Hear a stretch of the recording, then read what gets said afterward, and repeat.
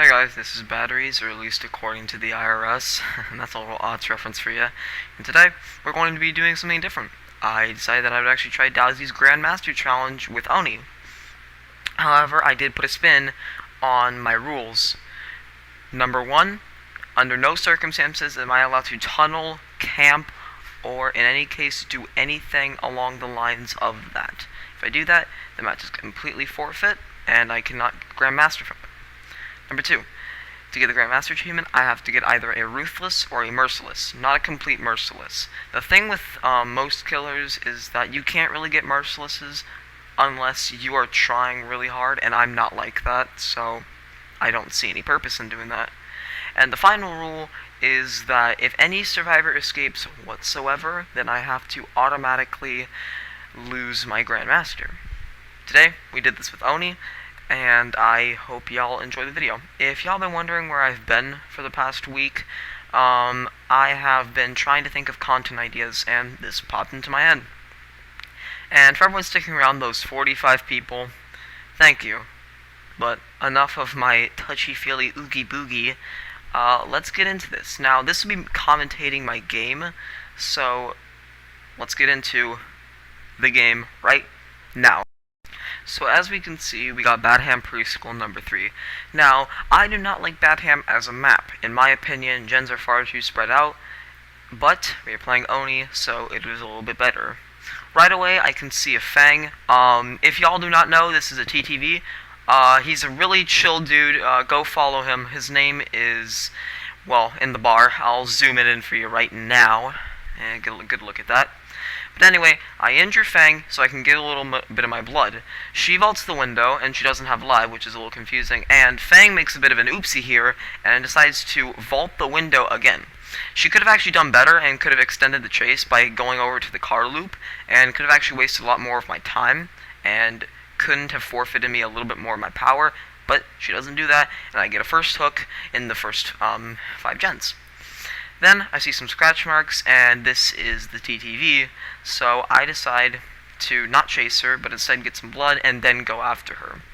Now, this person's good, they're not falling for too many of my mind games, and this person is actually running live, so they extend the chase a lot more, and they head over to the right and go outside. Now, this Fang kind of pulls a bad thing here. She doesn't utilize the loop as much as she should, because if she had done that, she probably could have extended the chase longer than this if she wanted to, then vaulted the window once I was breaking the pallet, then went over here, and I probably could have downed her way past when I downed her. Fang spins around, and y'all may be thinking that's actually her being toxic, when in reality it's not. It's actually a very good tactic, and Fang thinks I'm going to double back, when in reality I don't. I just go in for the hit. And the reason why I didn't double back is because she has an item in her hand. She has a medkit, I'm pretty sure. And she, her item, it doesn't disappear. When a survivor is going to vault, their item will disappear, so that's the indicator that, okay, I need to turn around and don't go for the swing, unless, of course, you have 200 ping and you're living in Libya, in which case, just go for the swing, you're probably going to hit it. Anyway, I find Fang again, and I deploy Blood Fury, and I have a pretty big lag stroke. Yeah, FPS issues still haven't been fixed, but hey, Behavior fixed the almost legendary bug known as cosmetic sets, which doesn't make any sense, but whatever. I go into Blood Fury, and I chase Fang. Now, she kind of made an oopsie by vaulting the window, because that slowed her down, and she could have actually went back through the window, because I still would have had to use my Demon Dash. However, I feel like she was in a lose-lose situation there, so she couldn't really do anything. And then I find David, and I actually use the last remnants of my power. When you play Oni, you definitely want to be a slug-heavy killer, because his power is greatly dependent on, okay, I need people to heal, stay still, and stay injured, so that I can get more blood. And you also want a slug, because you have a one-shot down in your amazing power. Oni is by far one of the most top-tier killers in the game. He definitely is an S tier due to the fact that he has to build up his power. However, he's still a really good killer because he has map pressure once he builds his power, and it doesn't take that long. Now, this Fang pulls a bit of a dum-dum, and she decides to run right into me. Now, this would have been a surefire indicator of decisive, which she indeed did have, but I'm too stupid to recognize that, and I keep going for her. However, this could have actually been smarter, but I was not as smart, and Fang keeps running, and running, and running, and you may be wondering why I'm stopping here, but it's because I don't hear her moving, and then I finally hear her moving, she runs into me, and I get the down. Now, this Fang did have Decisive Strike, however, she failed it. She was in a Swift with a few other people, and I was watching. She actually failed her Decisive Strike. And I was trying to go for the back hook, but I kind of screw up, accidentally press R1. However, it's still good because it's the basement hook. Now, I keep going upstairs, and I think to myself, what generators need to be kicked? And I think to myself, well, where were they at? One of them is right at this gen. However, they sadly pop it, and I get my blood fear off in time. However, Felix, right over here, is actually smart. And I'm actually going to show y'all why he's so actually dumb. He does actually something really smart later on, and this is like an endgame. But basically, what he did wrong there was he vaulted the window, because when I was in my Demon Dash, he must have seen my red light fragment through that, and he must have thought that I was coming in, when in reality, I was sweeping around the corner. Then, I come down here, I see Fang, I use my Demon Strike. She has borrowed time, though, because of David, and David is being really dumb, and actually, for some reason, hides inside the corner, which is the most obvious spot if you're not in the corner I was facing when I used my Demon Strike, that one other corner that's like right beside the stairs. Then, I get David on a back hook, I get some blood off of him, and I move on my way. Now, in this situation, I need to get someone killed, and if I were actually trying extremely hard to get this achievement, it's not really an achievement, it's more or less like a community achievement, as the Twitch streamer says. Again, go follow them, they're really chill. Now, this is where things get a little weird.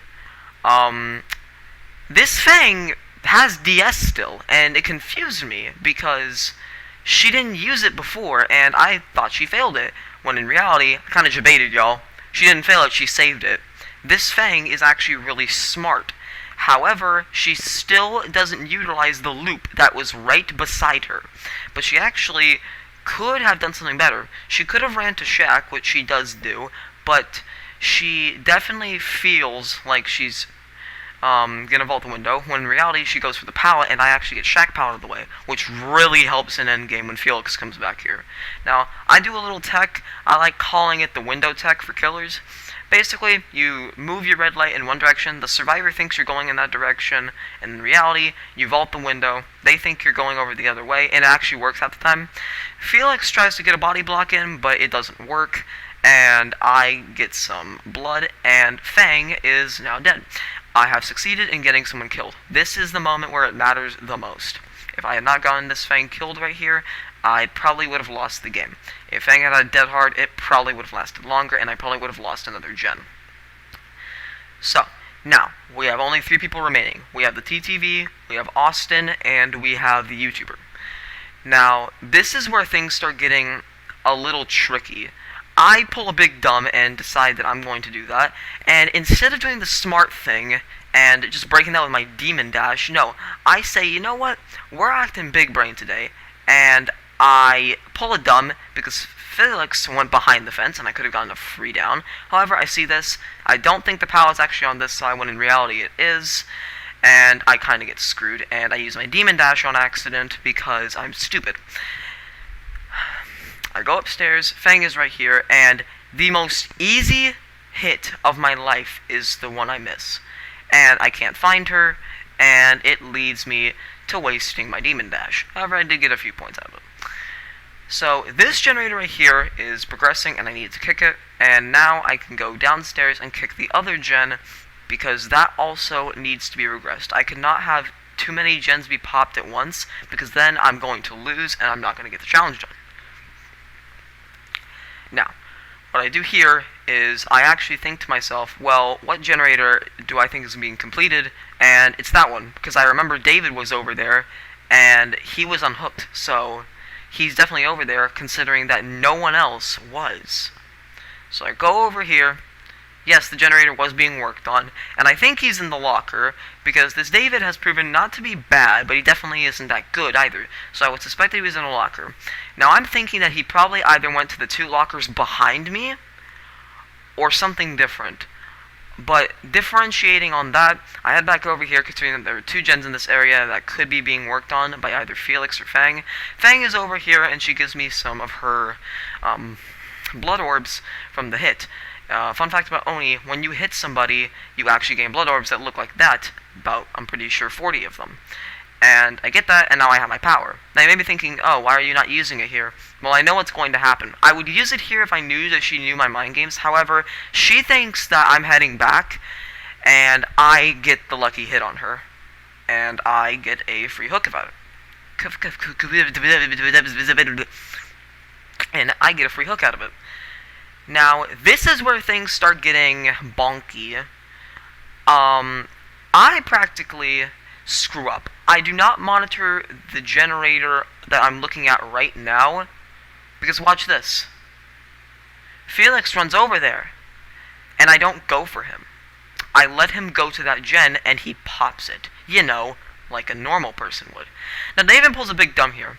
Oni in corridors is really tough to juke. Unless it's really open, you do not have a good chance. Now, I've downed him, and the exit gates are about to get powered. Felix is right here. He runs to shack, and this is where he actually pulls the smart thing. He goes over there, and he waits there.